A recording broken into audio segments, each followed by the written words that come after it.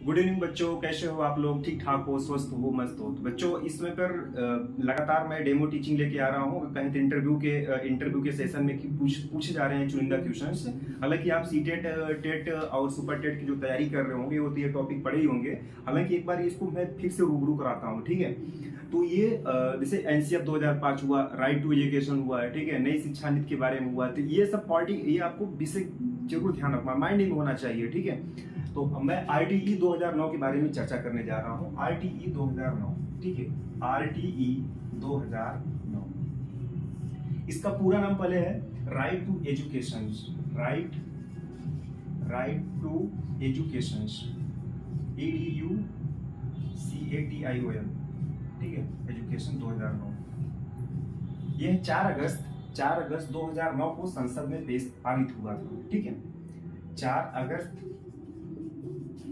2009 को संसद में पारित हुआ, और 2009 4 अगस्त 2009 को संसद में पेश हुआ। लेकिन ये 1 अप्रैल 2010 को पूरे भारत में लागू किया गया। पूरे भारत में लागू हुआ, ठीक है, लागू किया गया, ठीक है? और इसमें से जम्मू कश्मीर को छोड़ करके, ठीक, ये अपवाद है, ये पॉइंट रखेगा, ठीक है? जम्मू कश्मीर को छोड़ करके राइट टू एजुकेशन लाने का मतलब ये निकला कि जो 6 से 14 साल के बच्चे हों उनको निःशुल्क शिक्षा दिया जाए। और आईटी की यही सबसे बड़ी पहचान है कि निःशुल्क शिक्षा, इसका नाम ही है निःशुल्क शिक्षा, अनिवार्य शिक्षा, ठीक? तो इसके अंतर्गत मैं और डीपली में चलता हूं।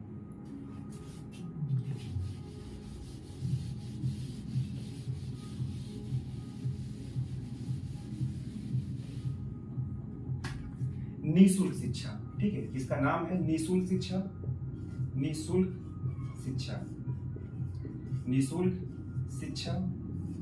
अनिवार्य शिक्षा, ठीक है? निःशुल्क शिक्षा, अनिवार्य शिक्षा 6 से 14 साल के बच्चों के लिए, 6 से 14 वर्ष के बच्चों के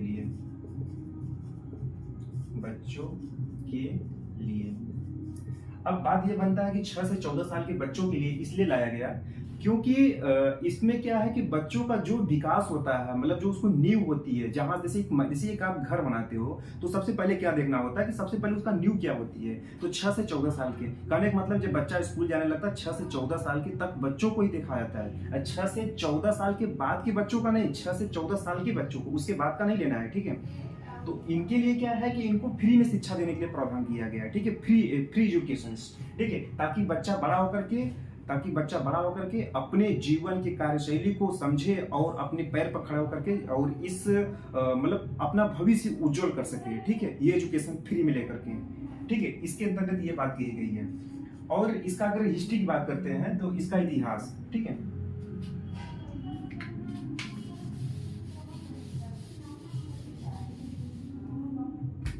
अगर इतिहास के बारे में बात करते हैं, ठीक है, इतिहास, इसकी हिस्ट्री क्या है एजुकेशन की, राइट टू एजुकेशन की?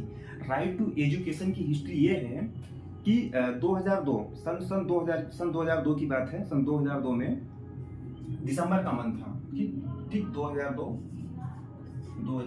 दिसंबर में एक प्रावधान किया गया कि शिक्षा के बारे में, ठीक है? और इसको 86वें संविधान संशोधन के तहत, क्या, ठीक है, 86वां संविधान संशोधन के तहत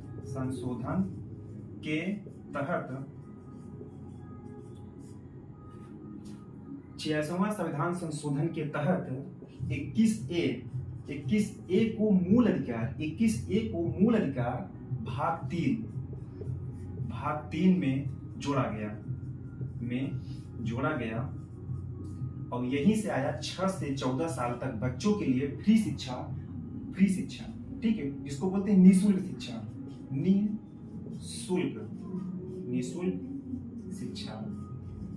निःशुल्क शिक्षा अनिवार्य शिक्षा, अनिवार्य शिक्षा, ठीक है, ये तुम्हारा अनिवार्य शिक्षा, ठीक है। 6 से 14 साल के लिए फ्री शिक्षा, निःशुल्क शिक्षा, अनिवार्य शिक्षा।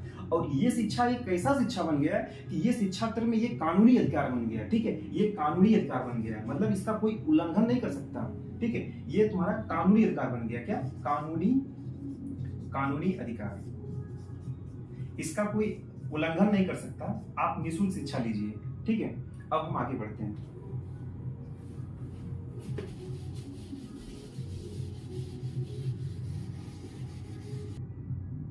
अब बात आती है कि बच्चों की ये अधिकार क्यों इंपॉर्टेंट है, क्या दृश्य है, क्यों इंपॉर्टेंट माना गया है, ठीक है। कुछ महत्वपूर्ण बात करते हैं, ठीक है, महत्वपूर्ण बात रखेंगे, ठीक है, महत्वपूर्ण पॉइंट।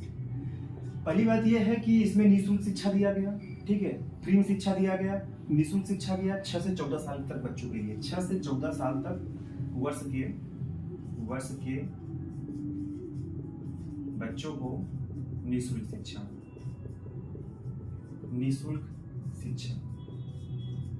ठीक है। दूसरा बात यह रखा गया है कि हर एक एरिया में, हर एक गांव के समुदाय में, ठीक, ग्राम सभा में एक विद्यालय, प्राथमिक विद्यालय या जूनियर की बात करें तो जरूर खोला जाना चाहिए, ठीक है। तो हर एक इलाके में, इसे लिखिए, हर एक इलाके में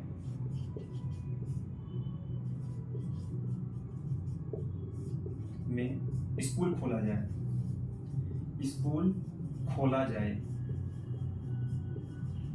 ठीक है, स्कूल खोला।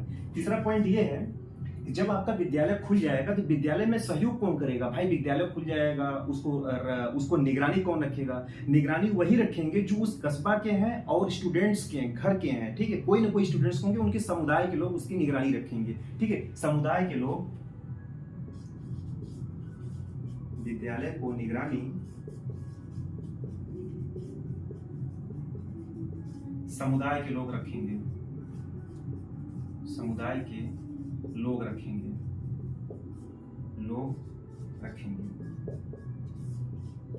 ठीक है, समुदाय के लोग रखेंगे।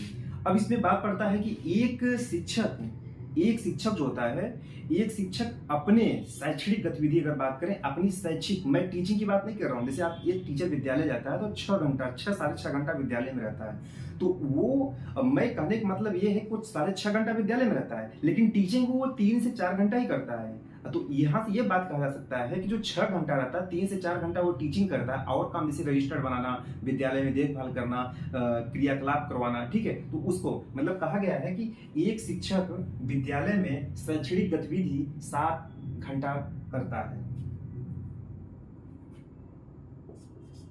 शैक्षणिक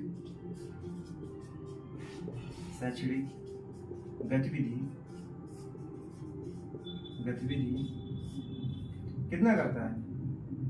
शैक्षणिक गतिविधि कितना करता है? 45 करता है, ठीक है, 45 घंटा। 45 घंटा किसका मैंने निकाला? एक सप्ताह का निकाला, ठीक है। 45 घंटा शैक्षणिक अवधि करता है, एक सप्ताह में करता है, ठीक है, एक सप्ताह में। अगर बात करें पांचवा पॉइंट ये होता है कि एक शिक्षक जो होता है अपनी शैक्षणिक गतिविधि जो 365 दिन होता है, उसमें जो छुट्टी वगैरह काटने पे, तो ये तुम्हारा बचेगा लगभग 200 दिन उन्होंने टीचिंग करता है, मतलब शैक्षणिक गतिविधि, मतलब कहने का मतलब है वो विद्यालय में जाता है। जब विद्यालय में जाएगा तो 6 साढ़े 6 घंटे वो विद्यालय में रहेगा ही, ठीक है। कहने का मतलब ये है कि शैक्षणिक गतिविधि एक अध्यापक या शिक्षक शैक्षणिक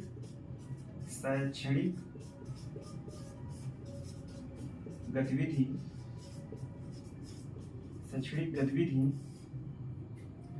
800 घंटा करता है। कितना? 800 घंटा। मैं 1 साल की बात कर रहा हूं बच्चों, 1 साल की बात कर रहा हूं, ठीक है। यहां लिख दीजिए 1 साल की बात, 1 साल में, ठीक है। 5वां पॉइंट, 1 साल में शिक्षक 800 घंटा और 200 दिन, ठीक है, 200 दिन शैक्षणिक गतिविधि 200 दिन करता है, ठीक है, 200 दिन करता है। रिव्यू करते हैं एक बार फिर से। महत्वपूर्ण पॉइंट ये है 6 से 14 वर्ष के बच्चों के लिए निःशुल्क शिक्षा देना चाहिए, ठीक है। आरटीई 2009, राइट टू एजुकेशन, ठीक है। 4 अगस्त 2009 को ये पार्लियामेंट संसद में पारित हुआ। 1 अप्रैल 2010 को ये लागू किया गया और ये जम्मू कश्मीर को छोड़ करके बाकी ऑल इंडिया पूरे भारत स्तर पे ये अपनाया गया। और दूसरा पॉइंट है कि हर एक इलाके में एक स्कूल खोला जाए। तीसरा है कि विद्यालय के निगरानी समुदाय के लोग रखेंगे, ठीक है, किसी न किसी को नियुक्ति किया जाएगा, ठीक है।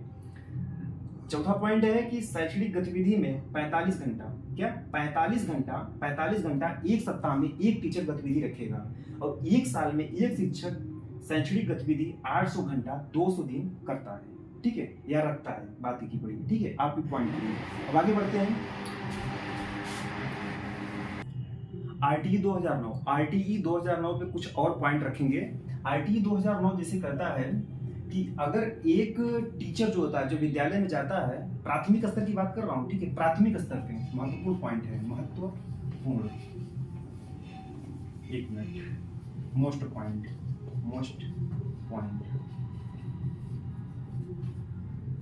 प्राथमिक स्तर पे एक शिक्षक, प्राथमिक स्तर पर देखिएगा, प्राथमिक स्तर पे, प्राथमिक विद्यालय में प्राथमिक स्तर पर एक शिक्षक 4 घंटे क्लास करता है, मतलब 4 घंटे की ड्यूटी करता है, 4 घंटे क्लास करता है। प्राथमिक स्तर पे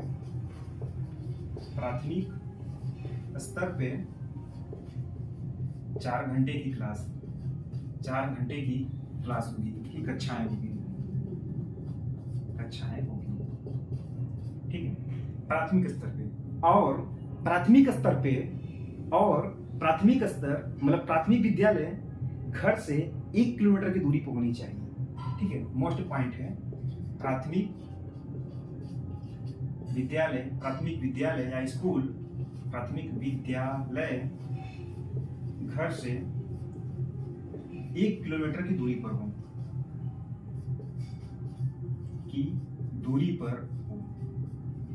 ठीक है। 4 घंटे क्लास चलती है, ध्यान देना।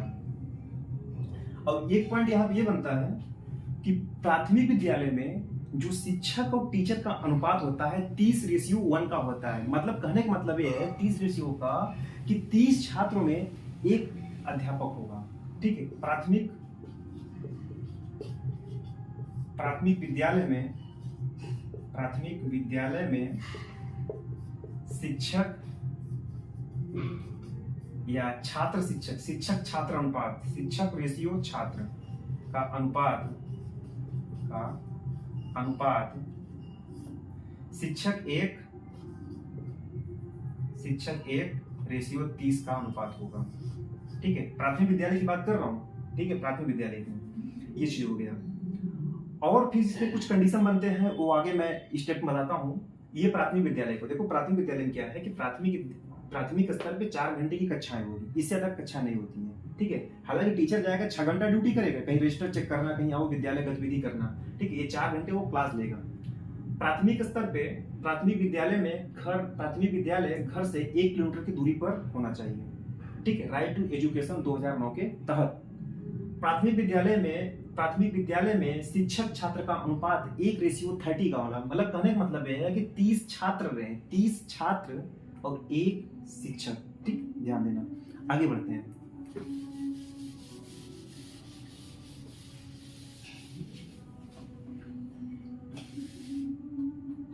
पॉइंट नंबर 2 ये कहता है कि उच्च प्राथमिक विद्यालय जब मैं प्राथमिक विद्यालय बात कर रहा हूं तो मतलब 1 से 5, प्राथमिक विद्यालय 1 से 5 यहां लिख देता हूं। प्राथमिक विद्यालय 1 से 5 तक होता है, ठीक है, प्राथमिक 1 से 5 होता है। और उच्च प्राथमिक विद्यालय जो जूनियर जिसको बोलते हैं, ठीक है, उच्च होता है आपका 6 से 8 तक होता है, ठीक है। ये चीज आपको शायद पता होना चाहिए, राइट टू एजुकेशन पढ़ रहे हैं तो दूसरा मैं बात कर रहा हूं कि उच्च प्राथमिक विद्यालय में टीचर और छात्र का रेशियो कितना होता है, 35:1 का होता है। मतलब मैं एक पॉइंट और रखूंगा कि उच्च प्राथमिक विद्यालय घर से 3 किलोमीटर की दूरी पर होनी चाहिए, ठीक है। उच्च प्राथमिक विद्यालय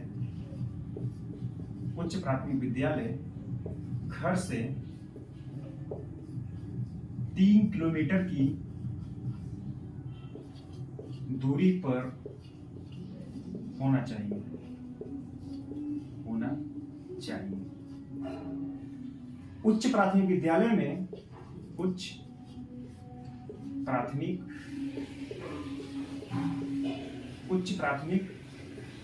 विद्यालय में, उच्च प्राथमिक विद्यालय में 35:1, मतलब 35 छात्र पर एक शिक्षक होना है। 35 छात्र रेशियो 1 शिक्षक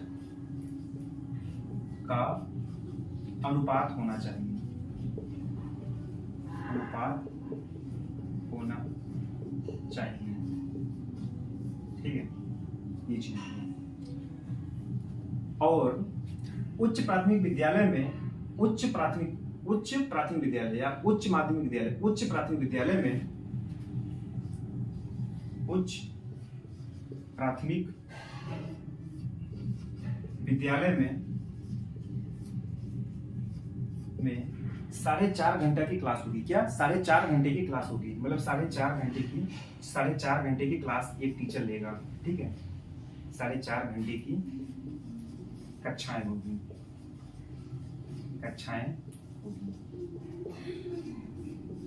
ठीक है। एक बार फिर से रिव्यू कराते हैं। मोस्ट इंपॉर्टेंट पॉइंट, उच्च प्राथमिक विद्यालय में विद्यालय घर से 3 किलोमीटर की दूरी पर होना चाहिए। ठीक है, 3 किलोमीटर उच्च प्राथमिक विद्यालय, 6 से 8 की बात कर रहा हूं मैं। उच्च प्राथमिक विद्यालय में 35:1 का अनुपात होना चाहिए। 35 छात्र में से एक शिक्षक होना चाहिए। ठीक है, के अनुपात होना चाहिए। उच्च प्राथमिक विद्यालय 4.5 घंटे की क्लास कक्षाएं होंगी। ठीक है, अब आगे पाठ चलते हैं।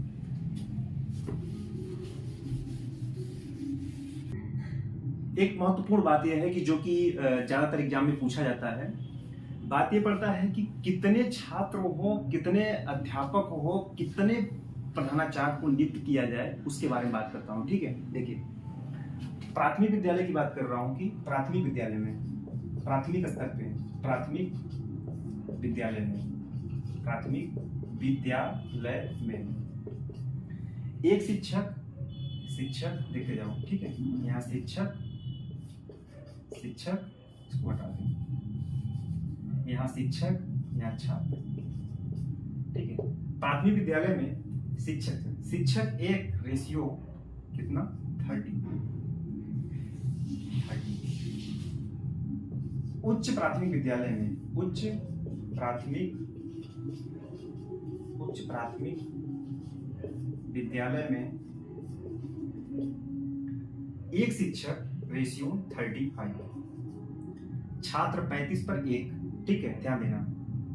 अब देखिए पॉइंट की बात, अगर 0 से 30 की बात कर रहा हूं। ठीक है, एक सेकंड रुकिए।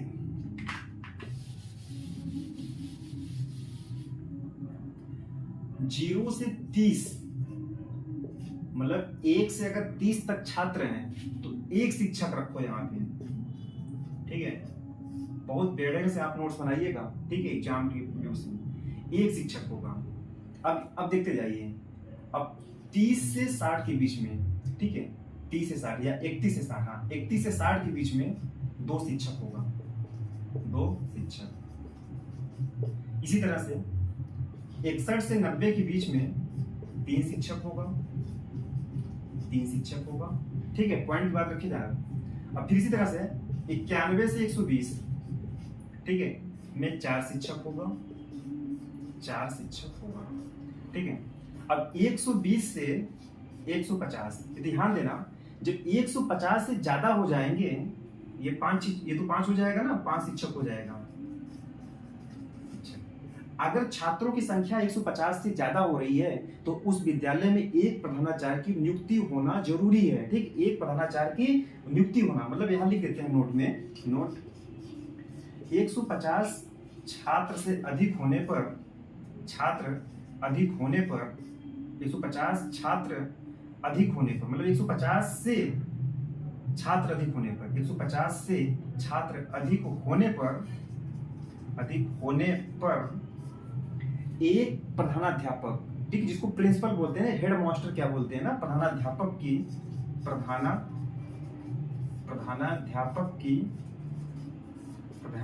की नियुक्ति होगी। ठीक है, नियुक्ति होगी। अगर रेशियो में बात करें, क्या शिक्षक और छात्र का रेशियो में प्रधानाध्यापक की गिनती नहीं होती? तो मतलब 150 छात्र, ये 150 छात्र हैं, मतलब 5 शिक्षक तो होना जरूरी है, 5 शिक्षक तो हो गए, लेकिन एक प्रधानाचार्य भी होगा। ठीक है, पर नियुक्ति होगी तथा, लिख देते हैं, तथा 5 शिक्षक होंगे। ठीक है, रिपीट करते हैं कि 0 से 30 पर 1 शिक्षक, 31 से 60 पर 2 शिक्षक, 61 पे 90 पर 3 शिक्षक, 91 से 120 पे 4 शिक्षक, 120 से 150 5 शिक्षक। जब 150 से जब ज्यादा उठने लगेगा तो वहां विद्यालय में एक प्रधानाचार्य की जरूरत पड़ जाएगी। ठीक है, ये होगा। एक पॉइंट और रखता हूं,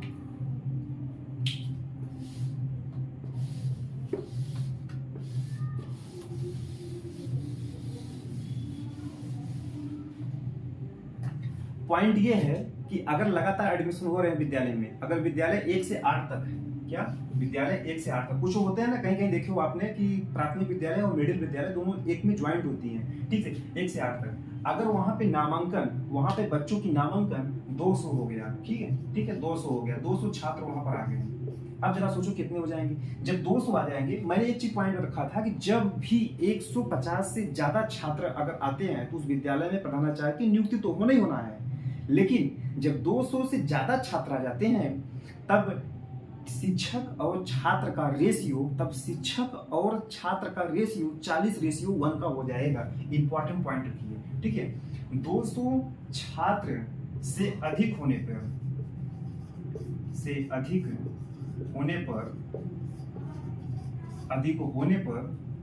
200 छात्र से अधिक होने पर एक प्रधानाचार्य तो होगा ही, क्योंकि मैं बताया ना प्रधानाचार्य तो है। 150 के ऊपर जितने आते हैं तो वहां प्रधानाचार्य की नियुक्ति होने होना है, लेकिन जब 200 छात्र आ गए तो शिक्षक छात्र का रेशियो मतलब अनुपात। ठीक, अनुपात शिक्षक है 1:40 हो जाएगा। ठीक है, 1:40 हो जाएगा। तो प्यारे बच्चों, कुल मिला के कहने का मतलब ये था कि राइट टू एजुकेशन आप इस तरह से पढ़ सकते हैं, और ये मेरा वीडियो अधिक से अधिक लोगों को शेयर करिए। मैं बहुत ही पॉइंट की बात रखा हूं, इसमें फालतू कोई बात नहीं थी, एग्जाम से भी पॉइंट है। ठीक है, धन्यवाद।